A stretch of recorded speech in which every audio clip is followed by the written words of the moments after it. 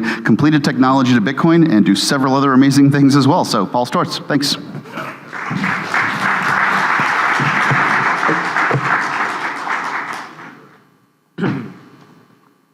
This talk actually is not about drive chain, although I'm sure it'll come up in the panel at noon. Let's see if I can, okay, here we go. Okay, so hi, my name is Paul Stortz. I have a relatively mainstream background. I went to public school in Connecticut for 12 years, and then I went to a private engineering college in Ohio, where I studied economics and statistics.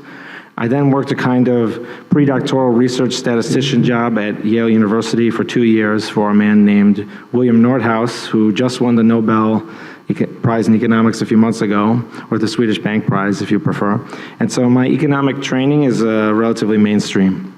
But despite all of that, I fell in love with Bitcoin in 2012, and I published Bitcoin research on my blog, truthcoin.info, since 2014. And I presented at many Bitcoin conferences, especially the Scaling Bitcoin conferences, as well as Building on Bitcoin last summer and TabConf earlier this year. The topic of this presentation is an idea for getting the public sector, and I put it there in a kind of scary red blob, to substantially inherit most of the reasonableness of the private sector. And so this presentation is not about replacement. It is not about replacing the public sector with the private sector via some mysterious process that no one will explain. It is just about improving the public sector. So you have to decide how anarchist you think it is. It's up to you. But it does involve markets. It's very Hayekian, so we'll see. Here is the entire talk in one slide. The problem: politicians are installing bad policies and getting away with it. Solution: make it easy to find the bad politicians and get rid of them. And specifically, we're going to create some assets whose value reflects the politician's competence. And then we'll make the pricing data available to the public, and they'll just vote for whoever has the better numbers. So people might have this information available to them just before they vote. And so for each person running, there's a column here, and it just gives forecasts about how life will be if the person's elected. The first row guesses how much the government will cost. The second row guesses how economically prosperous the citizens will be. And the third row just maybe would cover things like invasion, war, healthcare, mental health, gun safety, whatever. It just kind of catches all these things, and people will just look at the two numbers and decide which one they like more. So where do these numbers come from, and why would anyone take them seriously? And that is what this talk is about. And so first, I'm going to give some background knowledge, and then second, I'm going to talk a little bit about democracy and what I call electoral feedback. And then I'm going to talk about these event derivatives, which are usually called prediction markets. And fourth, I'm going to combine these ideas, and fifth, I'll explain why I think this idea actually will work, unlike other ideas that don't work. Those last two are super short. Take about 60 seconds, I hope. So the background knowledge that you need to have in a nutshell is that this idea is very old, and a lot of super smart people like it, including many cypherpunks. The second is that I've already basically implemented the idea, so it's not vaporware. And the third, there is no like scam ICO or any kind of like weird scamming thing in this project anywhere, which I'm going to explain.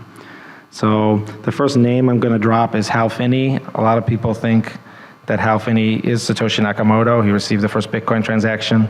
He liked this idea a lot.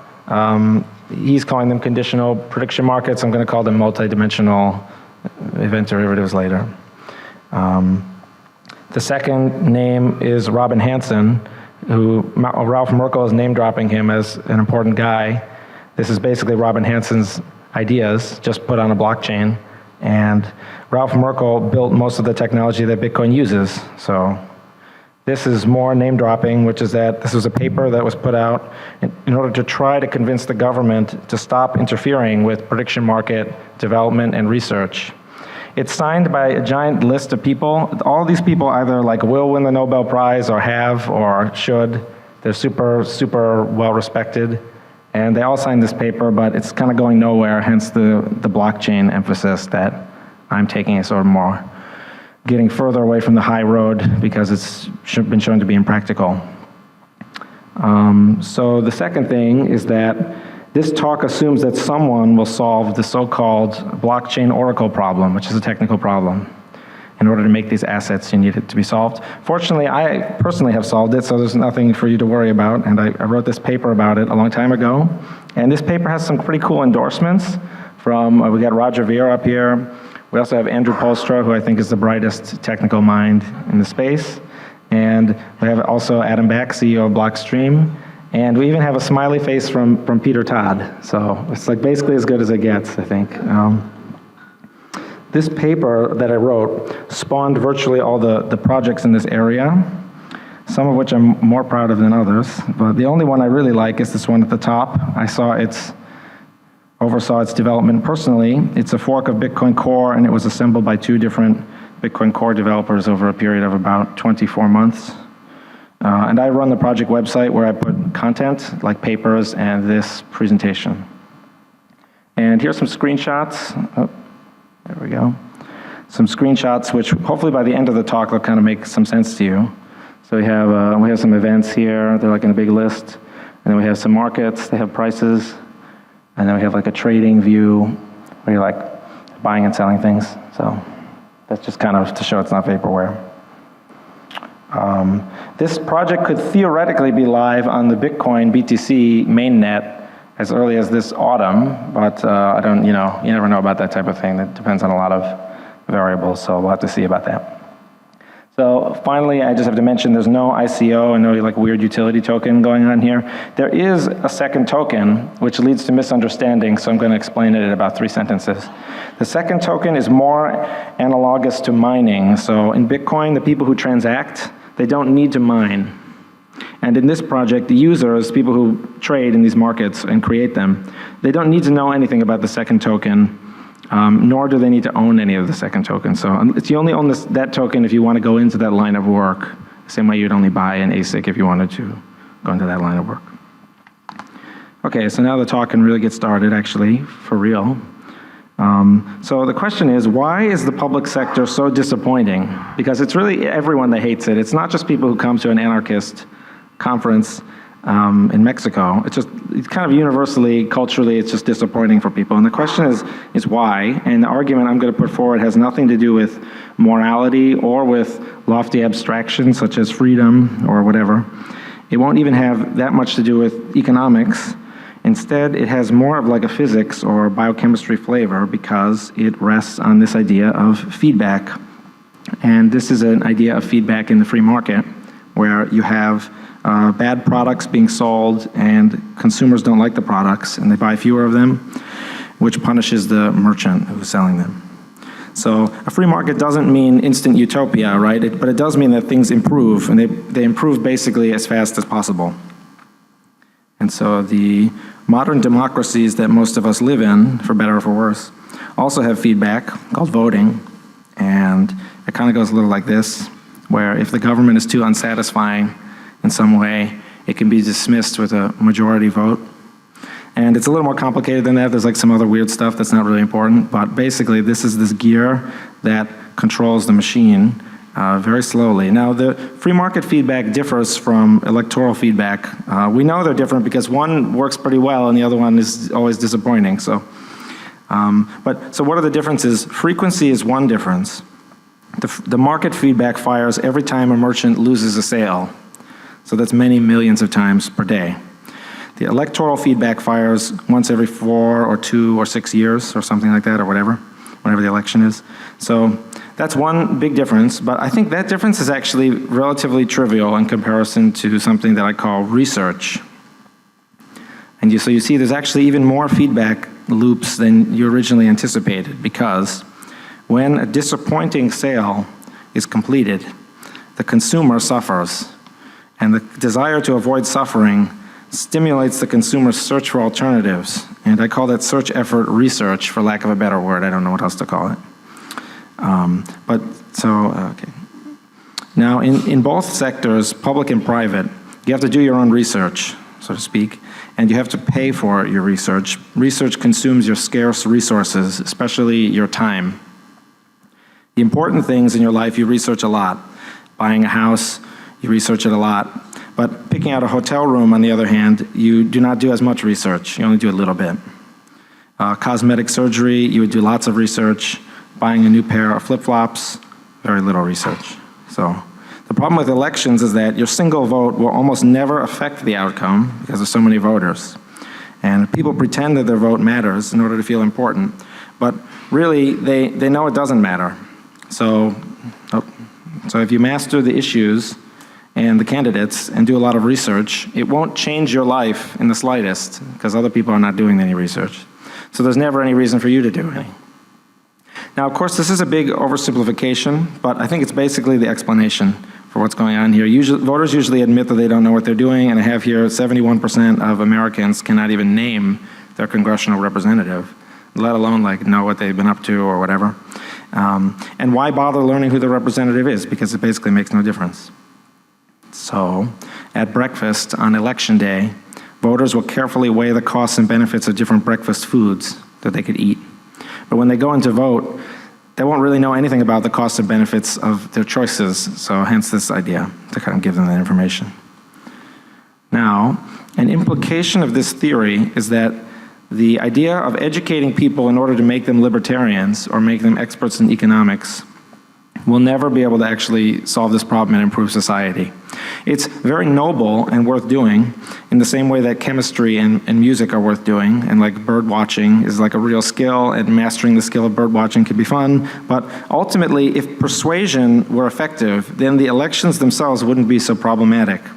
Friedrich Hayek would have been wrong about information diffusion, and a centrally planned economy would be more efficient than laissez-faire. So the research incentives are the whole problem in the first place. So now what should we do instead? As I said, the plan is to have people show up on election day, open their cell phones, and check some prices. And it should be as easy as checking like an NFL score or the S&P 500 or something like that. Then they just vote for the candidate with better prices, and this is just supposed to be a huge improvement over what we do right now. So prices of what, though? What's going on here? This is an example of an event derivative, which is usually called a prediction market. It's defined as an asset that pays you money if something happens. If the thing happens, you get paid. If it doesn't happen, you do not get paid. This is an example from a website called Intrade. The asset was created in 2011, and it would have been worth $1 if the year 2012 had been the warmest year on record, as reported by these NASA satellites that measure surface temperature and put it on a website where anyone can find it. Otherwise, the asset is worth $0. And so the asset traded at 40 cents in January 2011, but by mid-2012, it was worth just 10 cents. And in December of 2012, it was worth basically nothing. So event derivatives are similar to bets or wagers. The difference is that with event derivatives, the prices are constantly changing. And this variation in prices produces socially useful information. So in a bet, the odds are fixed. And the odds are usually just fixed at 50-50. I bet you $20 if this happens. And where's the fun in that, you know? With these assets, the market price is the objective likelihood of the event that the market is about. So as 2012 went on, it was becoming clear that it wasn't going to be the warmest year, at least according to these satellites. And so the price collapsed over time.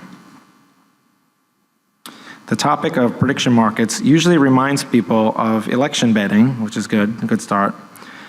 These are assets that pay out if the candidate wins. This right here is an example if a candidate won the 2016 Republican presidential nomination. So after the Iowa straw poll, Trump's price in blue plummeted because he didn't do as well as people thought. And then it surged after he won South Carolina. Now, is this what I suggest that we do? A lot of people think that this is what I want us to do, but it is absolutely not at all what I want us to do. This is lame. It is certainly entertaining, and it makes election years much more fun, especially for me because I like this type of thing. But these type of markets only tell us who is probably going to win.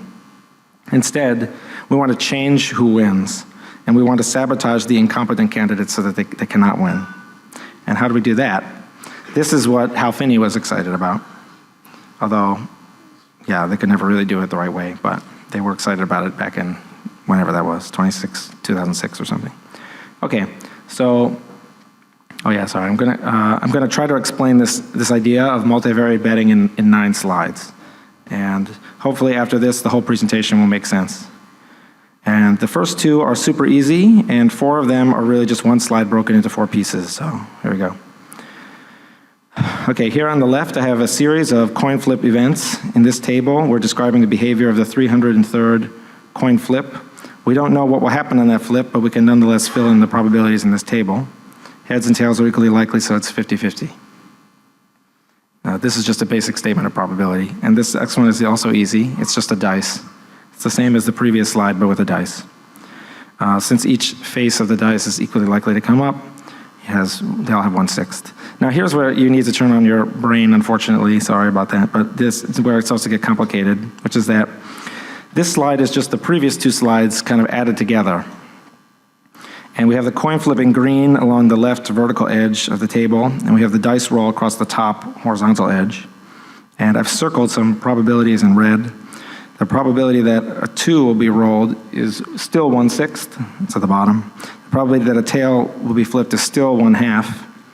Those are called marginal probabilities because they're written in the margin, so to speak. The probability that both a 2 will be rolled and that a tail will be flipped simultaneously, that's shown here as 1/12. And, okay, so with that out of the way, we can talk about relationships between events. And I'm going to draw a contrast between these 2 tables here. Both are about unknown future coin flips. The top table considers coin flip 304 in blue across the top. And it considers flip number 305 in red across the left side. Each cell occurs with probability 0.25, which is what I have indicated here. Now the second table does something extremely unrealistic that is only for teaching purposes. It plots coin flip 304 against itself. Now in the real world, this would never happen. No one would do this because it's just the same thing twice. But the point here is that if it did happen, we could write certain numbers in this table, and the numbers we would write would have zeros for things that are impossible. So we zero out everything that's impossible, and we see there's a kind of clumping here. And I'm going to explain that again with this dice, which is also the same idea here, which is that if it's the same dice roll against itself, you have this kind of clumping up in a line. If they're perfectly related, they clump up in a line. If they're just a little related, then they only clump up a little bit. And if they are not related at all, they don't clump. So that's really the synthesis here, is that instead of doing things that we know are related, we check and see if other things are related. So here I have we just make 4, okay, since clumping equals relatedness, all we do is measure these 2 things at once, and we look for the clumping. And if there's clumping, that means the events are related. So we make 4 different event derivative markets, 1 for each of the grids here, and we get a market price for each, and then we just look for this clumping. And that's basically the synthesis here, which is the short part, which is that with some arithmetic, you can just add 2 numbers and divide them, and you can get out of this something that's very, very easy for the layperson to understand. They'll never have to see anything complex. They just see a bunch of numbers that go up when the candidate is better and go down when the candidate is much worse. And that is how you get these numbers to show up that I mentioned at the beginning of the talk. And so now I have 2 minutes left, I think, and I'm going to talk about this last part, which is why anyone will care about this. So why would lay people check their phones on election day? Well, if they're already in line, then actually this is the first Google result for like election line, and there's already people who are just on there. These people will be glued to their phones the whole time. So that's a small ask. People are basically on their phone all the time. But why would they navigate their phone to these particular prices, right, and not just ignore them the same way they ignore every other piece of information that falls under this category of research that I mentioned before? Well, basically, let's see here. In a nutshell, the voter turnout rate's super low, and it's so low that the people who don't vote could basically form their own political party that would defeat both of the other parties combined. So you really aim for these people who are just totally overwhelmed and apathetic and don't know what to do. And I think that really describes most people, especially when you consider that fact about 71% of Americans not even knowing who their congressional representative is, even though everyone hates the government. So I think that's the only way to explain all of those things. The victory margins are very narrow, so even if you don't get every single non-voter to form a party, you could still do very well. And finally, you can ramp this up by betting on other stuff that people like until they get more comfortable with this institution, and then there you go. And that's basically, oh yes, one final thing, and I think I have like 30 seconds left, so it's perfect timing, which is that this idea makes rhetoric irrelevant. So, for example, let me skip to bullet point number 3. If a politician announces that they want everyone to die and that they plan to kill everyone, that's fine, but if the traders don't actually believe that they will follow through, or they will or can follow through with this, then the number won't actually budge an inch, because you're speculating on stuff that will happen. The derivatives only pay if it actually happens. So everything the politicians say can just be safely ignored. And lay people already know that politicians are liars, so I think they will actually warm up to this idea pretty quickly. Okay, that's the talk. Thank you.